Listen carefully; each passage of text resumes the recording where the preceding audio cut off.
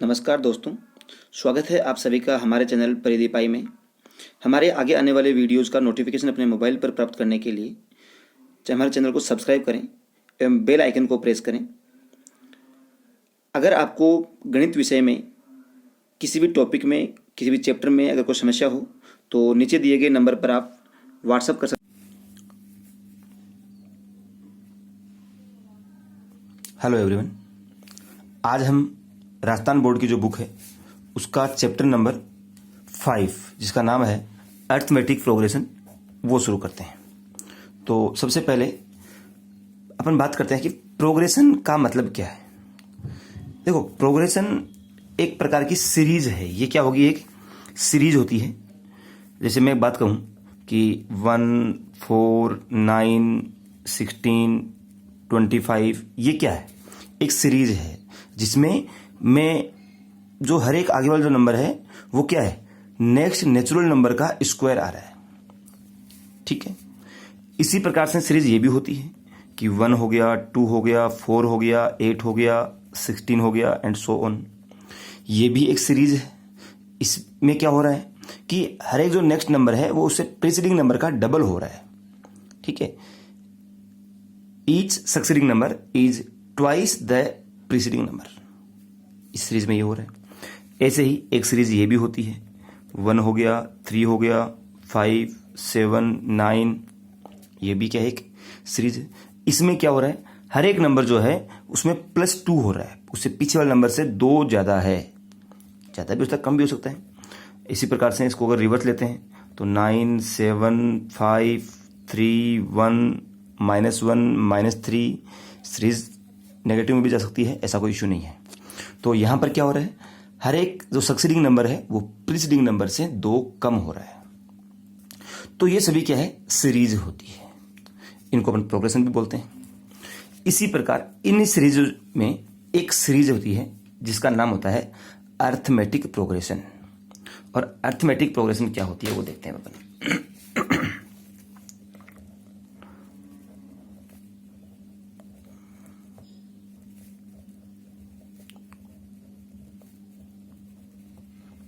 इसको शॉर्ट में अपन एपी से डिनोट करते हैं और आज अपन एपी से ही डिनोट करेंगे। तो देखो, एपी का मतलब ये होता है कि अगर कोई सीरीज या कोई सीक्वेंस इस प्रकार से हो जिसमें हर एक प्रीसीडिंग नंबर, हर एक सक्सीडिंग नंबर उसके प्रीसीडिंग नंबर से एक फिक्स इंटरवल पे इंक्रीज या डिक्रीज हो रहा हो। अगर गैप सेम हो तो उनको अपन क्या बोलेंगे? अर्थमेटिक प्रोग्रेशन बोलेंगे। ठीक बात। तो इसका मतलब क्या हुआ कि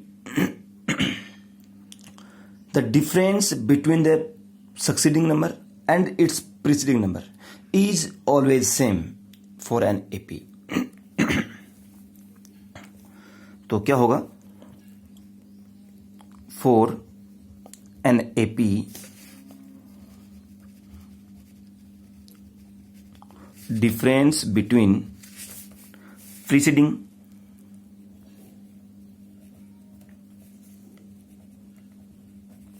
and succeeding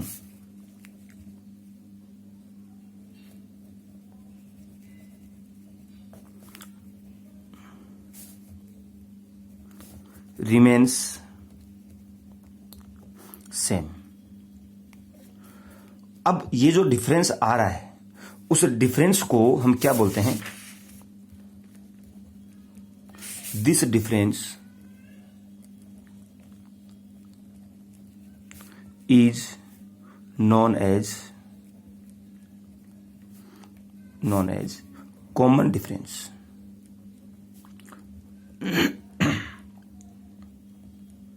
इसको क्या बोलते हैं अपन? कॉमन डिफरेंस बोलते हैं। फॉर एग्जाम्पल, इसको अपन डी से डिनोट करते हैं, ये भी ध्यान दे लेना। जैसे मैं बात करता हूं, एक एपी लेके चलता हूं। सपोज करो एक एपी है, इसमें पहला टर्म ए ले लिया मैंने, नेक्स्ट टर्म ए प्लस डी ले लिया। तो देखो, इसकी फर्स्ट टर्म और सेकंड टर्म, इन दोनों के बीच में जो डिफरेंस है वो डी का आ रहा है। आगे चलो, ऐसे ही यहां पर जो डिफरेंस आ रहा है इस बार में ले 2D। तो सेकंड और थर्ड में जो डिफरेंस है वो भी डी का है। ऐसे ही और आगे चलेंगे, इनमें भी जो डिफरेंस है वो क्या है, डी का। मतलब दो कंटिन्यूअस आने वाले जो टर्म्स हैं उनमें जो डिफरेंस है वो क्या होना चाहिए, हमेशा फिक्स होना चाहिए, और उसको अपन क्या बोल रहे हैं यहाँ पे, डी बोल रहे हैं।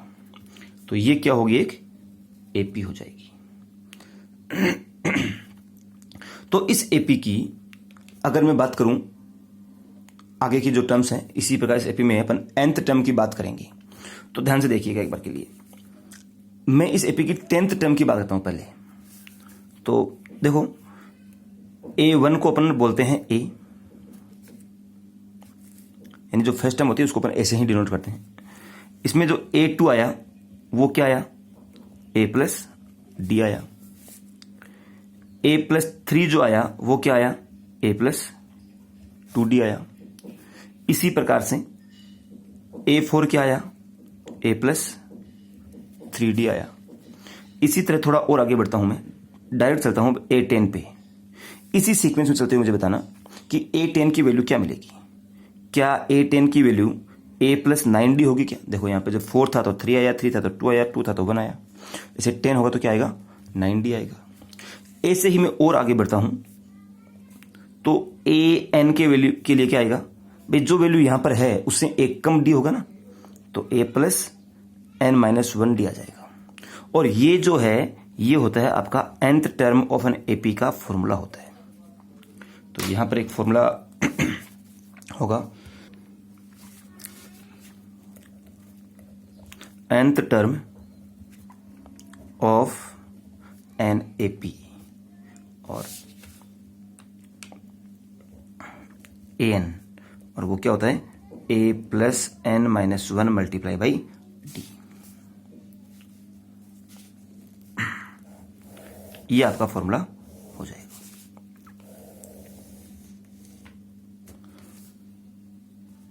अब आगे चलते हैं। अच्छा, इस फॉर्मूले में यहां पर कौन कौन क्या चीजें हैं उसको अपन कैसे क्या डिनोट करेंगे। देखो an का मतलब हमेशा nth टर्म होता है। ए का मतलब क्या होता है, ऑलवेज फर्स्ट टर्म को ही अपन हमेशा डिनोट करते हैं। n नंबर ऑफ टर्म्स है, और d क्या है, कॉमन डिफरेंस है। इस चैप्टर के लिए ये जो नोटेशन है वो फिक्स है। ये हो गया इसका कॉमन डिफरेंस के बारे में। तो ये आपके पास में बेसिक था एपी के बारे में, और उस एपी के लिए किसी उस एपी की nth टर्म के बारे में। तो मैं अगर एक बार यहां से आपसे पूछता हूं कि आप खुद चेक करना कि क्या ये एपी होगी या नहीं होगी। तो देखिए सबसे पहले अपन बात करते हैं 1, 4, 7, 10 एंड सो ऑन। ये एपी है। क्यों, क्योंकि यहां पर देखो इनका डिफरेंस कितना है, 3 है, इनका डिफरेंस 3 है, इनका डिफरेंस 3 है। तो यहां पर डी की वैल्यू क्या होगी, डी की वैल्यू होगी 3। तो देखो यहां पर डी का फॉर्मूला होता है, डी का भी, और डी का फॉर्मूला जो होगा वो क्या होता है, वो हमेशा A2-A1 आपको करना है। भाई A2-A1 बोल दो, या A3-A2 बोल दो, या A4-A3 बोल दो। लेकिन हमें जो आपका सक्सीडिंग टर्म में से प्रीसीडिंग टर्म को माइनस करना है, इसका रिवर्स नहीं कर देना है। रिवर्स करोगे तो आपका डी जो है वो नेगेटिव हो जाएगा, जिससे कि आपकी वैल्यू गलत हो जाएगी, आपके फॉर्मूले में जो वैल्यू आएगी वो गलत हो जाएगी। तो डी के लिए आप हमेशा इस बात का ध्यान रखेंगे। चलिए यहां तक तो आपका हो गया मामला। अब जब कॉमन डिफरेंस का मामला हो गया, तो कॉमन डिफरेंस के बाद में एक और आता है, वो होता है सम ऑफ एन टर्म्स का, कि अगर एन टर्म्स आती है तो उनका सम क्या होगा। सम के लिए क्या लगाया जाए फॉर्मूला, देखते हैं।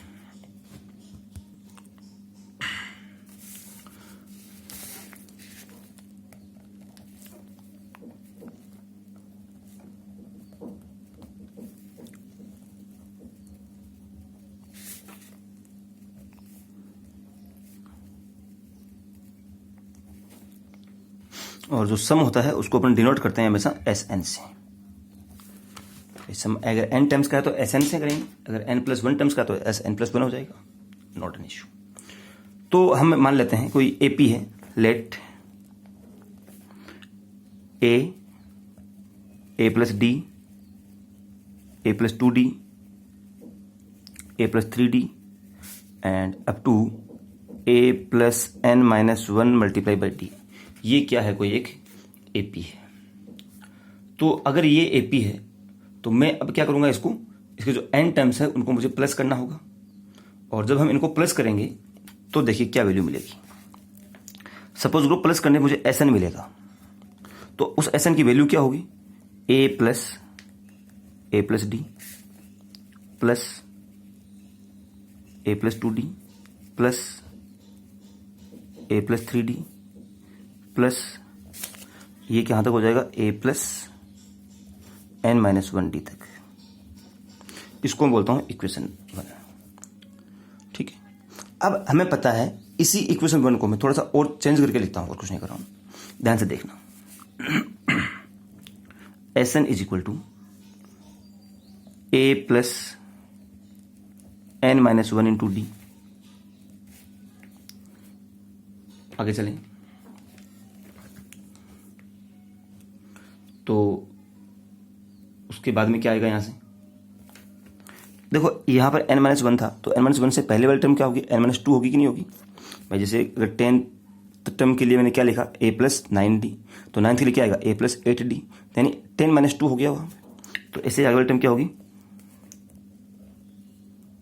a plus n minus 2d plus फिर क्या हो गई? a plus n minus 3d, और ऐसे ही आते आते लास्ट में क्या आ जाएगी? a हो जाएगी, उससे पहले वाली क्या होगी? a प्लस डी, उससे पहले वाली a प्लस 2d, ऐसे आपको टर्म्स हो जाएगी। ठीक है, यहां तक। इसको बोलता हूं मैं इक्वेशन नंबर 2। भाई दोनों इक्वेशन सेम है, कोई फर्क नहीं पड़ा क्वेश्चन के ऊपर, लेकिन मैं मान लेता हूं ये दोनों आपकी अलग अलग इक्वेशन है। अब हम क्या करेंगे? यहां से इक्वेशन 1 में इक्वेशन 2 को ऐड कर देते हैं। अब जब इनको ऐड करेंगे तो क्या मिलेगा? देखो, ये Sn और ये Sn, 2 बार Sn हो गया, तो ये हो जाएगा 2 टाइम्स Sn। ऐड करते समय हम ऐसा नहीं करेंगे कि ये a में ये वाला a ऐड कर देंगे, तब तो कोई फायदा नहीं इसको रिवर्स करने का। ऐड कैसे करेंगे? इस टर्म में ये वाले टर्म को ऐड करेंगे। तो देखना जरा, ये टर्म और ये टर्म में क्या ऐड होगा? इसमें a है, इसमें a है, तो कितना हो गया? 2 बार तो हो गया a, और n माइनस 1d एक में ही है, तो ये हो गया n माइनस 1 इंटू डी। ये बस में आ गया आपको, प्लस सेकेंड टर्म। देखो, इसकी सेकेंड टर्म ये है, इसकी सेकेंड टर्म ये है, इसमें ये a है, इसमें भी a है, तो यहां पर भी क्या हो गया? 2 बार तो हो गया a, प्लस देखिए यहां पर है n माइनस 2 इंटू डी है, और यहां पर क्या है? केवल d है। तो इसको जरा चेक करेंगे, n माइनस 2d था, तो ये हो गया n माइनस 2 इंटू डी, और ऊपर क्या है? प्लस का d है, तो ये प्लस का d हो गया। इसको अपन ब्रैकेट ओपन करते हैं, तो ये हो जाएगा nd माइनस 2d प्लस का d। तो यहां से क्या बचेगा? nd और माइनस का d बचेगा, तो यहां से फिर से कॉमन लेंगे d, तो क्या हो जाएगा? n minus 1 into D. तो बचेगा क्या? n माइनस 1d ही यहां पे बचेगा। और आगे चलते हैं। थर्ड टर्म क्या होगी? इसकी ये है, और इसमें थर्ड टर्म क्या है? ये है। तो जब इनको अपन प्लस करेंगे तो यहां पर भी हमें क्या मिलेगा? 2a plus n minus 1 into D मिलेगा, और ऐसे ही लास्ट टर्म जो मिलेगी nth टाइम्स, उसमें भी हमें क्या मिलेगा? 2a plus n minus 1 into D मिलेगा। इनको थोड़ा और अपन प्लस करते हैं। जब और इनको प्लस करेंगे तो देखो वैल्यू क्या मिलेगी? 2Sn इज इक्वल टू, देखो ये 1 बार हो गया, 2 बार हो गया, 3 बार हो गया, ऐसे करते करते ये कितनी बार हो गया? यहाँ पे n टाइम्स हो गया, नहीं हुआ भाई? अगर मैं x लिखता हूं, x plus x plus x plus x plus x, कितनी बार हो गया? 6 बार हो गया, तो मैं क्या लिखूंगा इसको एक साथ में? 6x लिख दूंगा। तो ये पूरा x तो है, x plus x plus x plus x plus x plus कितनी बार हो गया? n बार हो गया, तो उसको क्या लिखूंगा मैं? एक साथ में nx लिखूंगा। तो ये क्या हो जाएगा? यहां से n multiply by 2a plus n minus 1 into D. अब यहां से हमें क्या फाइंड किसकी वैल्यू करनी है? Sn की करनी है। तो यहां से Sn की वैल्यू हो जाएगी क्या? ये n बाई 2 यहां पे आ जाएगा, और अंदर क्या बचेगा? 2a plus n minus 1 into D. ये आ गया आपका Sn का formula.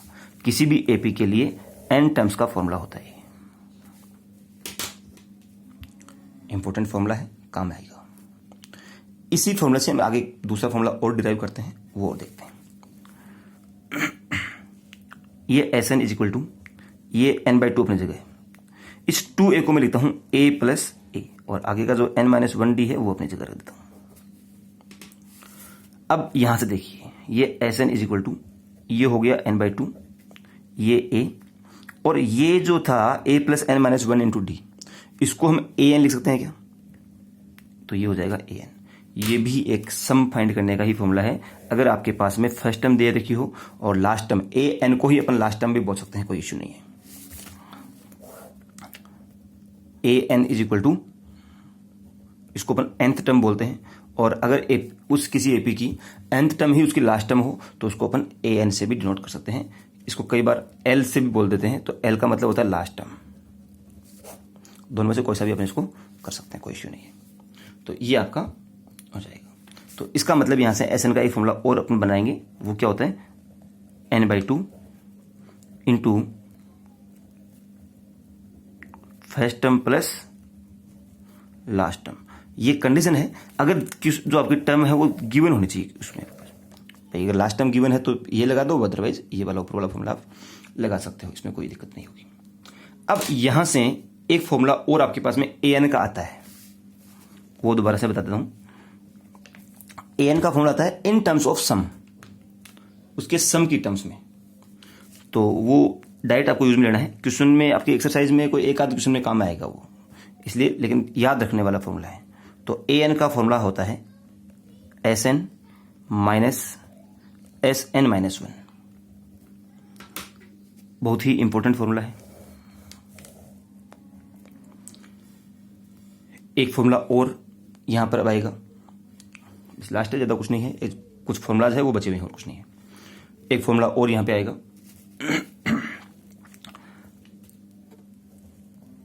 nth term from last. तो मैं उसको भी एक बार नाम an ही दे रहा हूं। अब उसका फॉर्मूला क्या होता है वो देखो। अपन ने, मैं एक एपी यहां पे लिख देता हूं, 1, 3, 5, 7 और ऐसे ही करते करते लास्ट में आगे आपके पास में 19 और 21। ठीक है। अब यहां से अगर हमसे पूछ लिया जाए कि इसका 7th टर्म बताइए पीछे से, तो क्या आएगा? देखो 21, 19, इस एपी को मैं रिवर्स करके लिख देता हूं। तो 21, 19, 17, 15, 13 एंड सो ऑन, और अप टू कहां तक आ जाएगी? ये 3 और 1 तक हो जाएगी। इन दोनों में डिफरेंस क्या आ रहा है? देखो इसका जो फर्स्ट टर्म था 21, वो यहां पर क्या हो गया? इसका 1 था, इसका कितना हो गया? 21। तो इसका जो फर्स्ट टर्म बन गया नई वाली एपी का, वो क्या था? ऊपर वाली का लास्ट टर्म था ना। तो अब इसका फॉर्मूला क्या बनेगा देखिए। इसके लिए मेरे पास में 7th टर्म का फॉर्मूला क्या था? a plus n-1 into D था। अब इस एपी के लिए लास्ट टर्म का फॉर्मूला क्या बनेगा? देखो इस a की जगह है l आ गया क्या यहाँ पे? ये लास्ट टर्म आ गई। भाई यहाँ पर जो 21 है, इसका जो पहला टर्म है, मैं कह रहा हूं कि मुझे लास्ट से 7th टर्म चाहिए, तो लास्ट से मतलब इस एपी को रिवर्स लिख दूंगा, तो फिर मेरा फॉर्मूला सेम बन जाएगा। अब मैं एपी रिवर्स लिखे बिना कैसे लिखूं? तो इसका जो फर्स्ट टर्म है, वो मेरी जो ओरिजिनल एपी उसका लास्ट टर्म है, तो मैंने एल लिख दिया। इस एपी का कॉमन डिफरेंस क्या आया? डी आया। डी का मतलब 2 आया, प्लस का 2, और इसका कितना आया? -2 आएगा। तो जाहिर सी बात है, जो कॉमन डिफरेंस आएगा वो क्या आएगा? जस्ट रिवर्स आएगा। तो फॉर्मूला में अपने पास में ये प्लस में ले लेता हूं एक बार, n-1 आना ही है, और डी की जगह क्या आएगा? माइनस का डी आ जाएगा। तो फॉर्मूला क्या हो जाएगा? l minus n-1 into D. ये इसका फॉर्मूला हो जाएगा। डी इसी का वाला डी मान लेंगे अपन। तो यहां से इसका फॉर्मूला क्या होगा? l minus n-1 multiply by D. ये आपका फॉर्मूला हो जाएगा किसका? अगर आपको nth टर्म फाइंड करनी हो और वो भी लास्ट से, तो आपको ये वाला फॉर्मूला काम में लेना है। उसके अलावा एक बेसिक सा एजम्पशन और है कि हमें नंबर ऑफ टर्म्स कई बार जो है उनमें एज्यूम करनी होती है, कि मान लेते हैं कि उसकी उस एपी की टर्म्स ये होगी, ये होगी, ये होगी। तो वहां पर मानने में थोड़ा सा हमें ध्यान देने की बात है। ज्यादा कुछ फर्क नहीं पड़ता है, लेकिन उससे आपका जो क्वेश्चन है वो इजी हो जाता है। तो कैसे उसको सिलेक्शन करेंगे?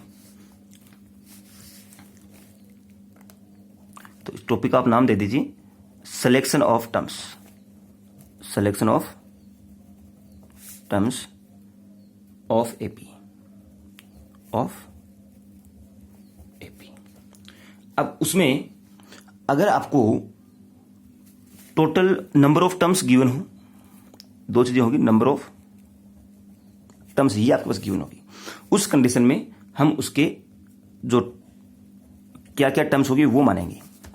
देखिए सबसे पहले अगर सपोज करो आपके पास में 3 टर्म्स उसने दे रखी हो, भाई 1 या 2 होगी तो कोई ज्यादा इश्यू नहीं होगा।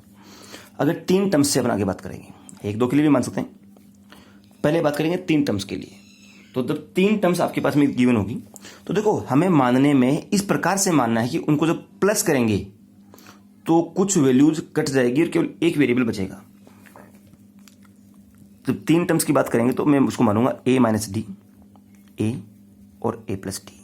देखिए जरा ये एपी में है कि नहीं है, इसमें और इसमें डी का डिफरेंस है, इन दोनों में डी का डिफरेंस है, तो ये 3 टर्म्स को अपन इस प्रकार से इसको मान लेंगे। और क्यों माना है मैंने इस प्रकार, क्योंकि जब इनको प्लस करूंगा तो डी से डी कट जाएगा, एक ही वेरिएबल मेरे पास बचेगा। तो इक्वेशन जो है वो 2 वेरिएबल में ना होकर के एक वेरिएबल में बनाने के लिए मैं क्या मानूंगा, इसको इस प्रकार से मानूंगा, जिससे इजी हो जाएगा ये। फिर अगर आपके पास में 4 हो जाएगा तब उसको क्या मानेंगे, तो उसको मानेंगे a minus 3d, a minus D, a plus D और a प्लस 3d। अब भाई यहां पे फिर क्वेश्चन नहीं आता कि सिर्फ 2d कहां गया, a कहां गया और प्लस का 2d कहां गया, तो देखो उसकी जरूरत ही नहीं अपने को। अब यहां पर इनका जो कॉमन डिफरेंस है वो क्या हो गया, देखो इसमें और इसमें डिफरेंस कितने का है, 2d का हो गया। यहां पर जो डिफरेंस है, कॉमन डिफरेंस है, वो कितने का हो जाएगा, 2d का हो जाएगा। यहां पर कॉमन डिफरेंस कितना हो रहा है, 2d हो रहा है। यहां पर डिफरेंस कितना हो रहा है, 2d हो रहा है। तो इसका मतलब इनका जो कॉमन डिफरेंस है वो कितना हो जाएगा, यहां पे 2d हो जाएगा। ठीक है, इसका कॉमन डिफरेंस d नहीं रहेगा, इसका कॉमन डिफरेंस क्या रहेगा, 2d। ऊपर वाले का कॉमन डिफरेंस क्या था, d था। अगर सपोज करो 5 टर्म्स आ गई तो फिर ये मानेंगे अपन, ऐसा कैसे, a minus 2d, a minus D, a plus D और a प्लस 2d। रीजन वही है, मैंने प्लस किया तो देखो 2d से 2d कट जाएगा, d से d कट जाएगा, केवल वेरिएबल हो जाएगा एक a वाला। यहां पर भी वही था, 3d से 3d गया, d से d गया, वेरिएबल हो जाएगा एक a वाला।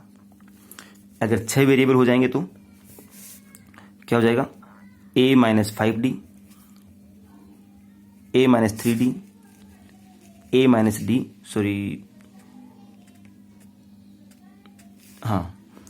a plus D, a plus 3d और a प्लस 5d। यहां पर रीजन वही है, 5d से 5d गया, 3d से 3d गया, d से d गया, वेरिएबल हो गया आपके पास में एक। तो हमें करना क्या, देखो जब भी कभी इवन नंबर ऑफ टर्म्स आपको मिले, इसका मतलब ये हो गया कि जब भी कभी आपको इवन नंबर ऑफ टर्म्स मिले, हम ये वाला इस प्रकार से मानेंगे। भाई उसके इधर आगे जैसे अब 8 हो गया तो इससे इधर यहाँ पे क्या करेंगे, -7d और इधर +7d कर देंगे। अगर 10 हो गए तो फिर -7 से आगे इधर -9d कर देंगे, इधर +9d कर देंगे। हालांकि इसे इधर आएगा नहीं। अगर इवन होगी तो हमें ये वाले काम मिलेंगे। और अगर ये ओड मिलता है, ओड नंबर ऑफ टर्म्स की बात कर रहा हूं मैं, अगर ओड नंबर ऑफ टर्म्स मिलते तो मैं ये वाला काम मिलूंगा। इस बात का आपको खास ध्यान रखने वाली बात है। इसके अलावा इस चैप्टर में और ज़्यादा कुछ है नहीं, और अगर कुछ मिलता है तो अपन आगे क्वेश्चन सोल्व करेंगे, तो उसमें अपन देख लेंगे। Thank you.